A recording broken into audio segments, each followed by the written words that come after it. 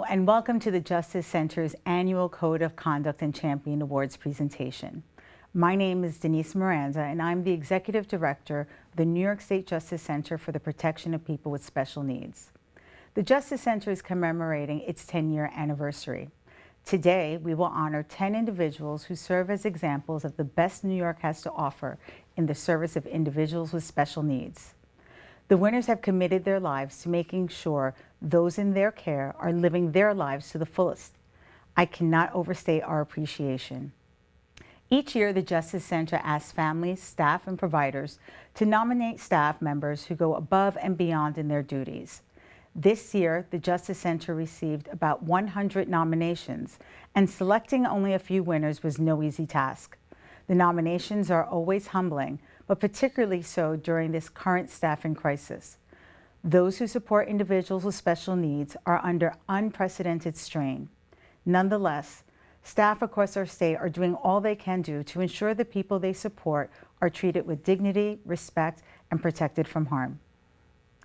Before we get to our Code of Conduct recipients, it is my pleasure to announce the 2023 Champion Award winners.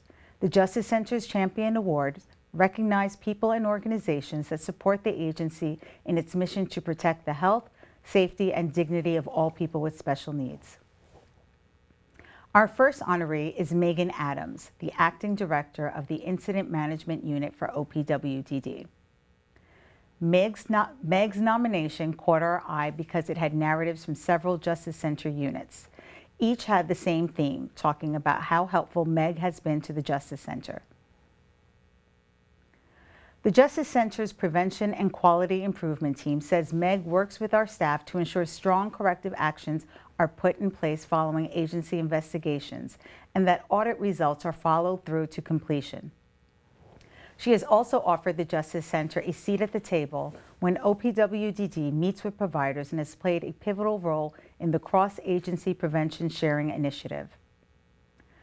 Our investigations unit says Meg has assisted on several cases and is known for being supportive of our agency's work and is willing to openly discuss concerns in a collaborative manner.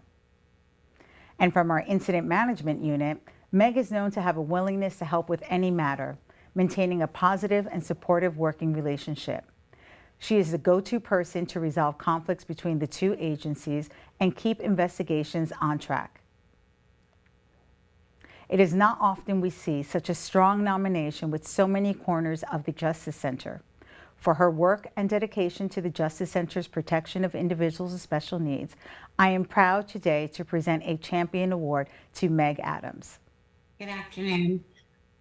I wanted to say thank you for this recognition, and I know it's only possible for the teamwork within my unit and division, but also the collaborative effort that you discussed in relation to OPWDD, the provider agencies, and the New York State Justice Center. Without that collaborative effort to look at preventing abuse and improving systems so that people living with developmental disabilities can live their best life. Thank you. Thank you again, Meg. Our next award is being presented to Rebecca Cooper. Rebecca works as a credentialing unit manager for the Division of Quality Assurance at OASAS. She has served many times as a witness in Justice Center administrative hearings. Her experience and testimony on cases involving violations of professional boundaries are worth highlighting. These cases tend to be very challenging, and Rebecca's expertise has been invaluable.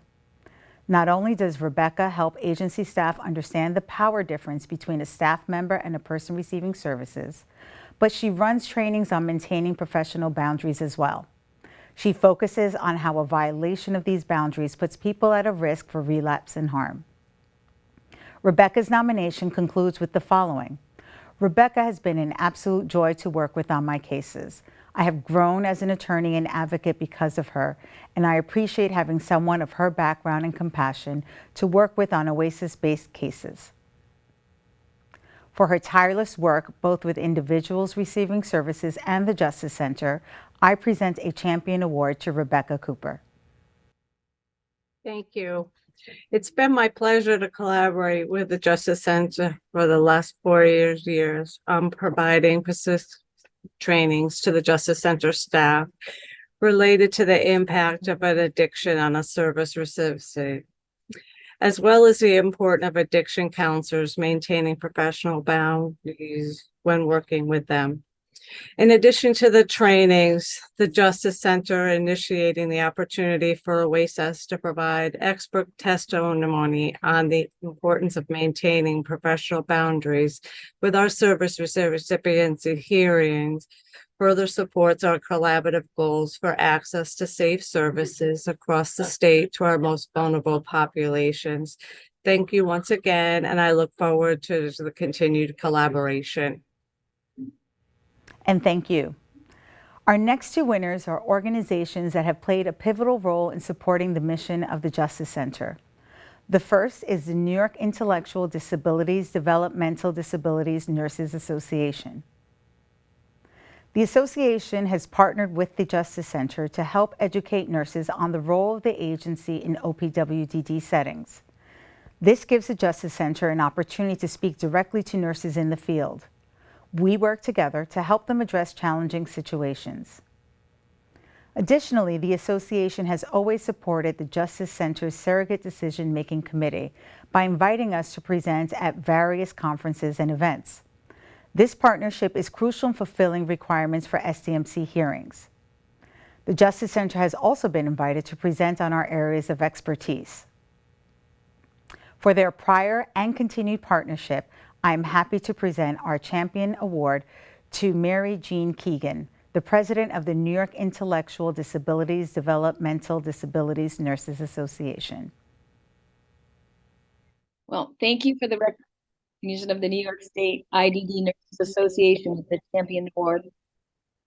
We are the first professional IDD Nurses Association in the country. We gave startup funds to DBNA to get them started.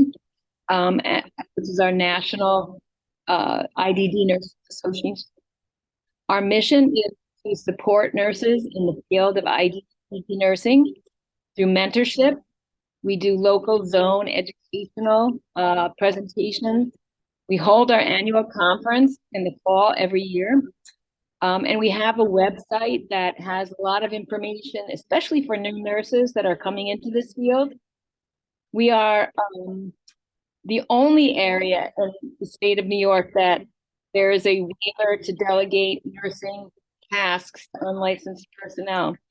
So in this field, we develop plans of nursing support, train staff, and then supervise and retrain to ensure that people are cared for.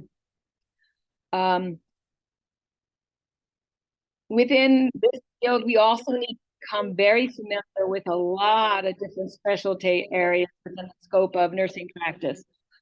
All kinds: cardiac, respiratory, endocrinology, neurology, orthopedic. It is quite the all-encompassing field of nursing. And many of amazing nurses that I have known over the years that I've been involved with this association are incredible nurses that have really mentored so many of us. And within OPWDD, Kathy Keating, Vicki Schultz, Susan Prendergast, Fred Wetzel, and also within our association. So I'm very humbled to accept this award and truly grateful for the nurses who have mentored and encouraged me through collaborative wisdom from all of their experiences as we go forward to support individuals. So thank you. Our gratitude to you and the association. Our final Champion Award today goes to the Southern Adirondack Independent Living Center, or SAIL. SAIL is a regional trade center and is a leading provider of technology-related assistive devices.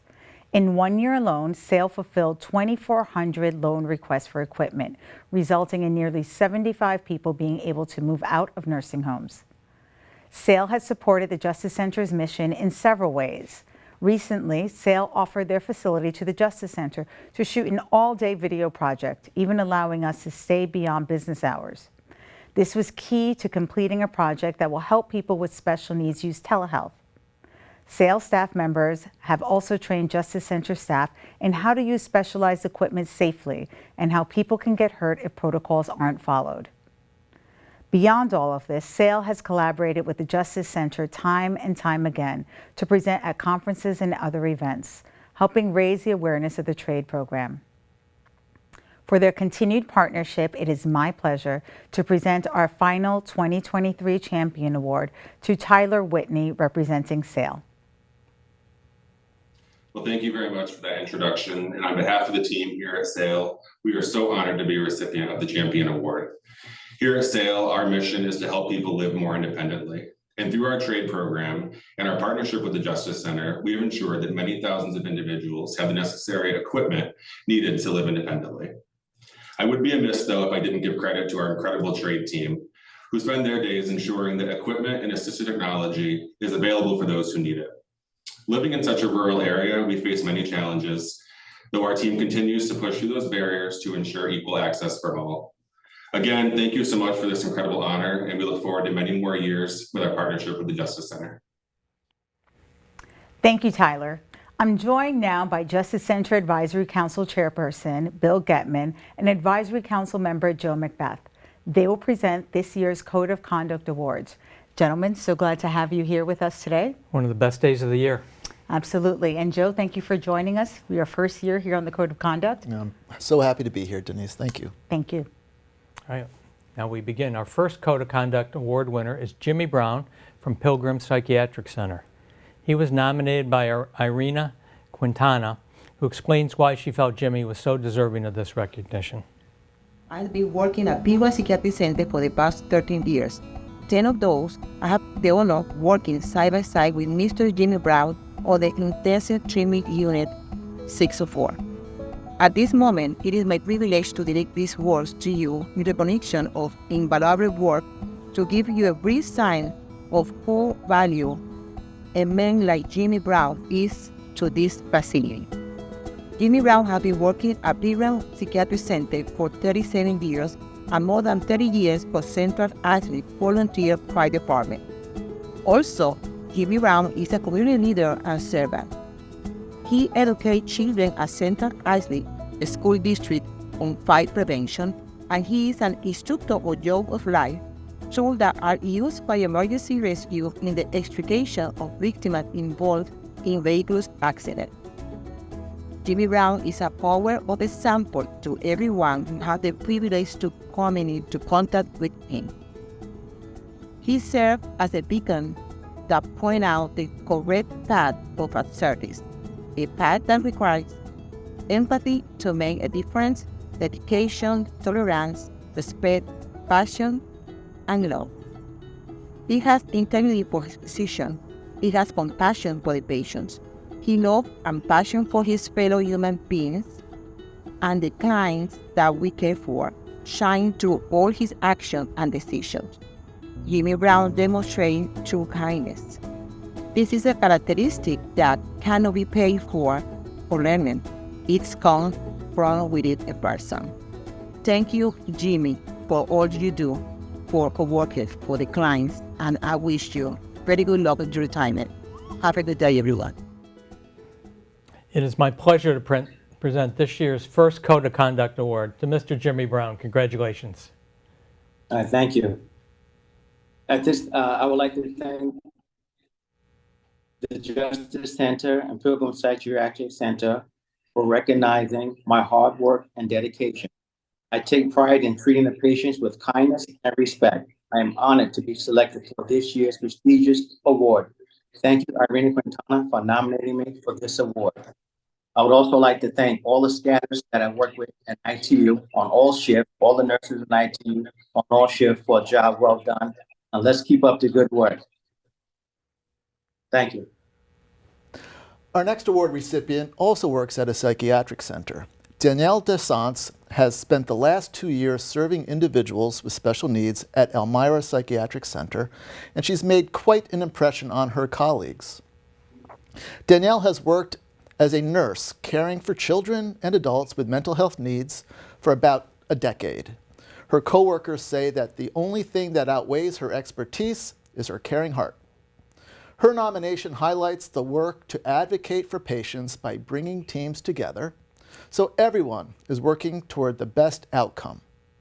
She listens to each person and works to help them achieve their personal goals. She learns likes, dislikes, and triggers so she can develop ways to help individuals stay calm. Her nomination closes by saying, "She is the best nurse I have had the pleasure to working with." That's certainly high praise. It's my pleasure to present a Code of Conduct Award to Danielle Desance. Hi, everyone. I am grateful for this award, for the people who nominated me, and to be part of an amazing team at Elmira. Thank you. Our next award recipient is Christina Nair, who is a behavior specialist assistant at the Adirondack ARC. Her supervisor, Chad Wilkes, shares why he felt Christina was so deserving of the Code of Conduct Award. Hi, my name is Chad Wilkes. I'm the Director of Behavior Supports with the Adirondack ARC. I nominated Christy Nair for the Justice Center Code of Conduct Award because she is the hardest working person I've ever met. She excels in pretty much every position she's ever had here at the ARC. She is highly dedicated not only to our department, but the agency as well as, and most importantly, the people that we support. She holds herself and those around her to the highest ethical standards. She was instrumental in assisting with the establishment of our self-advocacy group. She helped them get off the ground and get started with that. She's also been instrumental in the development and planning for a safety forum that takes place here every spring. She also runs the People Teaching People program that we have here at the ARC and is highly involved with assisting folks with teaching their peers on such topics as exploitation, internet safety, abuse and neglect, just to name a few. It really is a pleasure to work with Christy. When I hired her 3 years ago for our department, it was probably the easiest decision I've ever made. I knew that she would hit the ground running and learn quickly and work her butt off to be the best that she can be. I'm now joined by Christina. Congratulations on your award. Thank you. I'm extremely honored and overwhelmed with gratitude to be recognized for this award. I want to thank the Adirondack ARC, my supervisor, Chad Wilkes, and my family for being supportive and believing in me all these years. It does take a team, an entire team, to ensure people are living full and meaningful lives. And to all the people we support, you've made an impact on my life, as I hope I've done the same for you.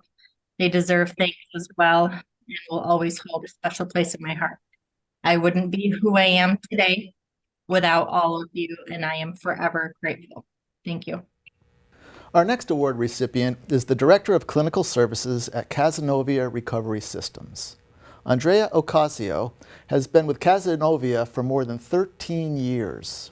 Her supervisor, Ed Sechon, talks about her work. We here at Caz Recovery are thrilled that Andrea Ocasio was selected to receive the Justice Center's Code of Conduct Award this year.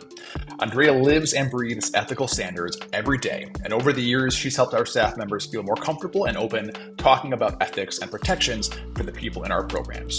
Her investigations are incredibly thorough, as they should be, and she always brings a compassionate and trauma-informed perspective to them. Caz Recovery has such high ethical standards because of Andrea's work. Congratulations, Andrea. The award is very well deserved. I'm so proud to present the Code of Conduct Award to Andrea Ocasio. I just want to say thank you so much. I'm very honored and excited to be a part of this today. And it definitely is a team effort, like many of you have said here today. So I'd like to thank everybody that I work with to ensure that who we serve receive good care and are treated the way that they're supposed to. And we're gonna working hard at everything that we do. So, thank you. Our next award is going to a training director, Sean Switzer, who has been with Access Supports for Living for more than 2 decades in many different roles. Chief Administrative Officer Angela Woods tells us about his impact. Sean Switzer has been a passionate advocate for people with special needs here at Access Supports for Living for over 22 years. He has served in various roles, but most recently as our Learning and Development Director, where he has developed the DSP Essentials course, which helps teach DSPs how to effectively listen, communicate, and support the people we serve with compassionate care and professionalism.